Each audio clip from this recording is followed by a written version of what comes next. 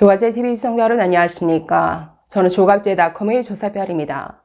2024년 4월 2일 오전 11시를 가리키고 있습니다.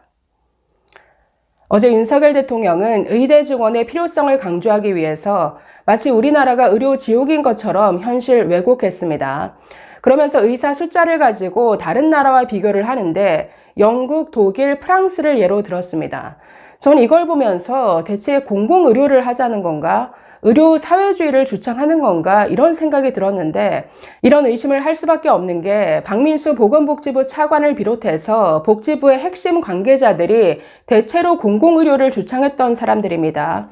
어제 장장 50분에 이르는 대통령의 담화문도 딱 박민수 차관이 써준 원고겠구나라는 생각도 들었는데 자, 그러면 그 방향이 공공의료든 아니면 단순히 의사 숫자를 대폭 늘리는 방안이든 반드시 얘기해야 될 부분이 있죠. 바로 이 돈입니다.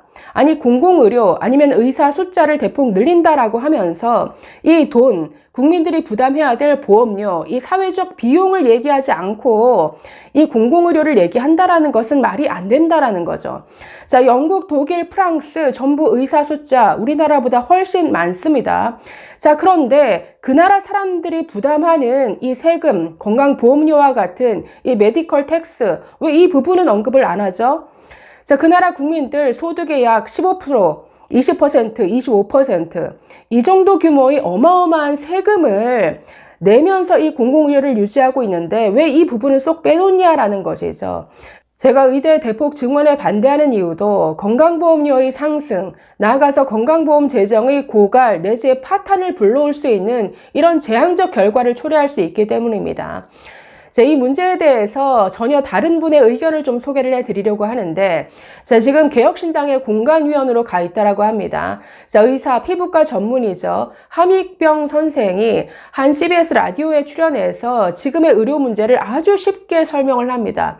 딱 4분 동안 설명을 했는데 자, 지금의 우리나라 이 의료 제도가 얼마나 훌륭하고 효율적인 시스템인지 그리고 이 의대 증원이 왜 안 될 말인지에 대해서 너무나 압축적으로 요약 설명을 잘 합니다. 어제 장장 50분에 이르는 대통령의 담화보다 이 짧은 4분의 핵심 정리가 훨씬 현실에 부합하고 훨씬 머리에 쏙 들어온다라는 생각이 들었는데 여러분 한번 들어보시죠. 자, 지난주 CBS 라디오 박재용의 한판 승부에 출연했을 때 이 함익병 선생이 말한 내용입니다. 한번 들어보시죠. 원장님이 의사시니까 요즘 의대 정원 문제가 굉장히 핫하고 네. 아까 나경원 후보도 이게 빨리 좀 마무리됐으면 좋겠다는 말씀도 하셨는데 제가 아까 답변하는 거 보니까 예. 아, 정치는 저렇게 말해야 정치를 하는구나 생각이 들더라고요.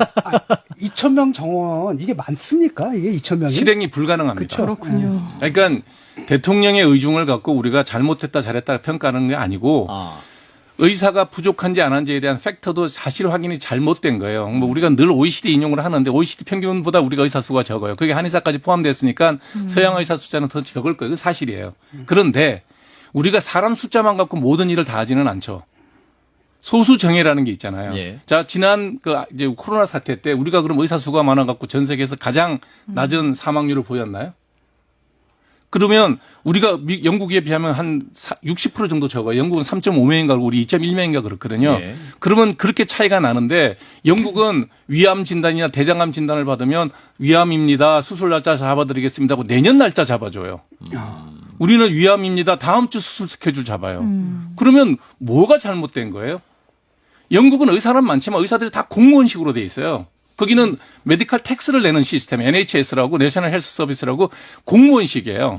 그리고 의료보험을 내는 게 아니라 모든 시민들은 15%의 메디컬 텍스를 내고 소득이 높은 사람은 18%의 메디컬 텍스를 내요. 예. 엄청나게 많은 돈을 내요. 예. 우리는 소득의 4.5%밖에 안 내요. 예. 네, 그 작은 돈으로 이 작은 의사를 가지고 가장 효율적으로 치료를 하고 있는데 그냥 숫자만 보고 숫자가 적다고 하는 건 대통령님께서 하신 판단에는 오류가 있다. 누군가가 잘못된 정보를 전달했다. 실제로 우리는 위암 진단을 받든 대장암 진단을 받든 다음 주 2주 뒤에 스케줄을 잡죠. 환자들이 고르기를 하죠. 더 유명한 의사한테 내가 가겠다. 그러면 한두 달 기다리지만 다 그냥 원하는 병원을 찾아가니까 그렇지 그냥 병원에 가면 일주일 안에 다 스케줄 잡혀요. 예. 이건 무슨 얘기냐면 한 가지 간과하고 있는 거예요. 언론도 간과하고 있고 대통령실에서도 잘못 판단하는 게 뭐냐면 박정희 대통령이 만든 그 의료보험 제도는요. 정말 기막히게 만든 제도예요. 무슨 얘기냐면 박정희 대통령이 처음 의료보험을 만들 때 그 기획을 했던 분이 김종인 박사님이에요. 예. 네. 우리는 이제 그 의사로서 역사를 배우기 때문에 의료보험 역사를 다 배우거든요. 박정희 대통령 때 시작했던 의료보험이 김대중 대통령 때 전국민 의료보험으로 그 완전히 완성이 되는 예. 그 긴 시간 동안에 아하. 방향성이 뭐였냐면 일단 국민들의 비용을 최소화한다. 그러나 의사들의 이윤 동기는 절대로 막아버리지는 않는다였어요. 네. 그래서 실제로 의료보험 진료를 하면 아하. 원가 100원이 들어가는 의료 진료를 하면 60원, 70원 돌려줘요. 예. 그 보험 환자는 많이 보면 많이 볼수록 내가 손해예요. 병원도 손해봐라. 예. 그 대표적인 게 이국종 교수가 했던 응급의학 같은 거는 하면 이국종 교수도 유명해지고 그 아주대 병원의 응급센터도 유명해져요. 근데 맨날 돈 먹는 하마예요, 그 병원이. 다른 과에서 번 돈이 다 거기로 들어갔어요. 그게 갈등이 많은 거예요. 아. 자, 그런 시스템에도 불구하고 다 병원은 잘 되지 않니? 의사들은 잘 살지 않니? 라고 얘기하는 게 그 이윤 동기 부분을 아. 요만큼 열어놓은 거예요. 그래서 보험이 되지 않는 부분, 요 영역으로 이제 돈을 벌어서 이걸 메워주고 의사도 돈을 버는 거예요. 병원이 돈을 버는. 예. 이 시스템을 완전히 영국식으로 되돌리겠다. 아. 그러면 전 의사가 공무원화 될 거예요. 음흠. 그러면 이제 넉넉하게 의사는 많은데 예. 수술하고 하려 그러면 공무원처럼 예. 달려야 돼요. 개혁신당에서 뭔가 이렇게 중재안을 좀 냈으면 좋겠어요. 네, 저는 그 역할도. 일단은 조금 쉬었으면 좋겠어요. 한 알겠습니다. 템포 쉬고 아하. 교육이 가능한 범위. 아하. 그래서 지금에서 10에서 15% 정도를 증원을 하면 교육이 마무리하겠습니다. 가능하거든요. 예. 그런 선에서 차근차근 증원했으면 좋겠다. 네. 예. 오늘 마지막이 뜨거웠는데 요 이슈를 다시 한번 모셔야 될 것 같긴 합니다. 네. 자, 일단 말씀 여기까지 듣겠습니다. 피부과 전문의시죠. 함익병 개혁신당 공관위원이었습니다. 고맙습니다. 네, 감사합니다. 여러분 어떻게 들으셨습니까? 정말 귀에 쏙쏙 들어오는 설명이죠. 이 4분의 핵심 정리가 훨씬 현실에 부합하는 설명이다라는 생각이 들었는데, 자, 우리나라가 현재 누리고 있는 이 의료 시스템이 정말 가장 효율적이고 우리나라 이 사회가 감당할 수 있는 범위 안에서 잘 유지되어 온 최고의 의료 시스템이다라는 이런 말로 들렸습니다. 자, 적은 비용으로 소수 정예의 실력을 갖춘 의사들이 정말 세계 최고 수준의 의료 서비스를 제공하고 있는 것, 이런 의료 시스템에 우리가 있다라는 것 자체에 대해서 일단은 먼저 감사해야 된다라는 생각이 들었는데, 어제 50분 동안 대통령의 담화에서는 기존의 이 의료 시스템을 구축한 이 선배 세대 또는 의료진에 대한 감사라고는 조금도 찾아볼 수 없었습니다. 그러면서 마치 의료 지옥인 것처럼 이렇게 묘사했죠. 자, 어제 담화에서 대통령은 필수 의료 분야에 막대한 재정 지원을 하겠다라고 밝혔습니다. 건강보험 재정 안에서뿐만 아니라 다른 국가 재정으로 지원하겠다라고 밝혔습니다. 자, 그러면 그 돈 다 어디서 걷어들일 건가요? 자, 이렇게 필수 의료 분야에도 재정 지원을 하고 의사 수를 대폭 늘리면 그에 따른 건강보험료 지출도 상당할 텐데 그 돈 다 어디서 걷어들일 것인가, 이 부분도 반드시 얘기해야 될 부분이라는 것이죠. 자, 의사 수가 10,000명 늘어난다고 했을 때 이 중 50%만 개원한다고 가정해 봅시다. 자, 그러면 50% 5,000개의 병원이 생겨나는 것과 마찬가지죠. 자, 그러면 5,000명의 병원이 그냥 무료 봉사하나요? 이들도 돈을 벌어야 할 것 아닙니까? 그렇기 때문에 5,000명의 의사가 늘어난다라는 것은 5,000개의 병원이 생긴다라는 의미이고, 당연히 건강보험료 지출은 대폭 늘어날 수밖에 없는 것이죠. 국민들이 부담해야 될 건강보험료 대폭 늘어납니다.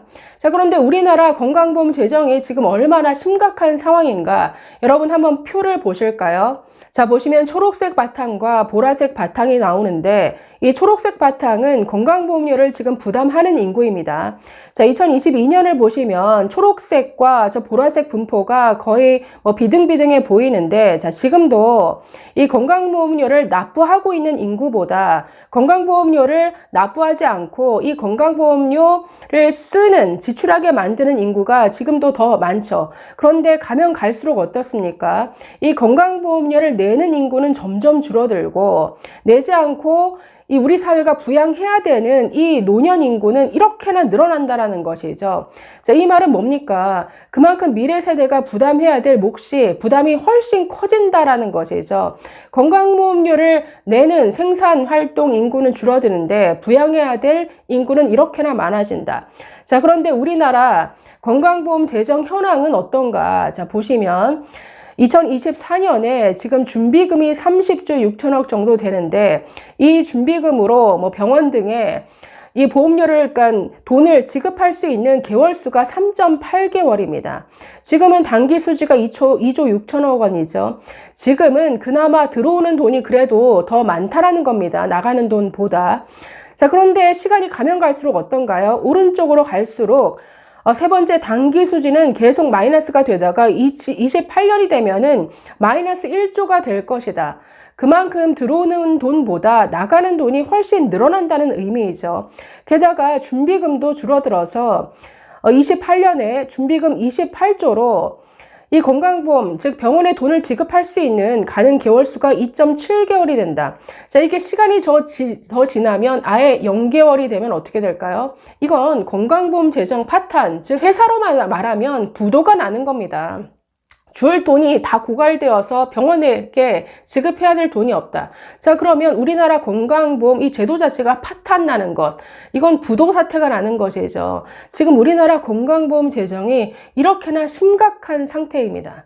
그런데 무조건 이거와 고려 없이 의사수 무조건 늘리면 된다. 늘릴수록 나갈 돈은 더 많아질 텐데요.